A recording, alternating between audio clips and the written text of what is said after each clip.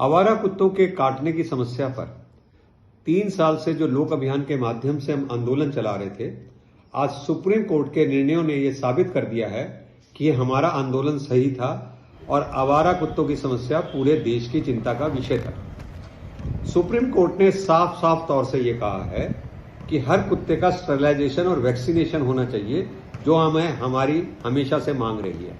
और स्टरलाइजेशन और वैक्सीनेशन के बाद उन कुत्तों को बिल्कुल भी नहीं छोड़ा जाएगा जो आक्रामक हैं, जो काटते हैं और जो अग्रेसिव हैं। उनको बाड़े में बंद करके रखा जाएगा, चाहे पशु प्रेमी नाराज हो या खुश हो। दूसरा, सुप्रीम कोर्ट ने यह साफ निर्णय दिया है कि सड़कों पर आप अब फीडिंग नहीं करा सकते। सड़कों पर, अपार्टमेंट में, सोसाइटी में कहीं पर भी फीडिंग करने के बाद आरडब्ल्यूए और इन कुत्ता प्रेमियों के अंदर झगड़े हुआ करते थे। तो उन्होंने साफ कहा है एमसीडी डेजिग्नेटेड प्लेस बनाएगी और वो उसी का अधिकार होगा कि कहां पर कुत्तों की फीडिंग होगी, जहां पर जन समुदाय नहीं रहता होगा।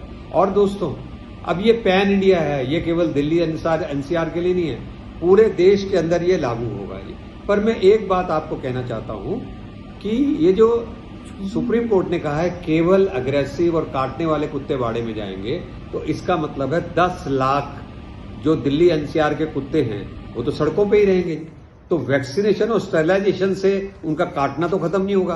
तो अगर ये कुत्ते काटेंगे तो ये सुप्रीम कोर्ट की जिम्मेदारी होगी या फिर पशु प्रेमियों के एनजीओज की, जो ये चाहते हैं कि कुत्ते सड़क पर ही रहें। ये एक प्रश्न जरूर मैं उठाना चाहता हूं।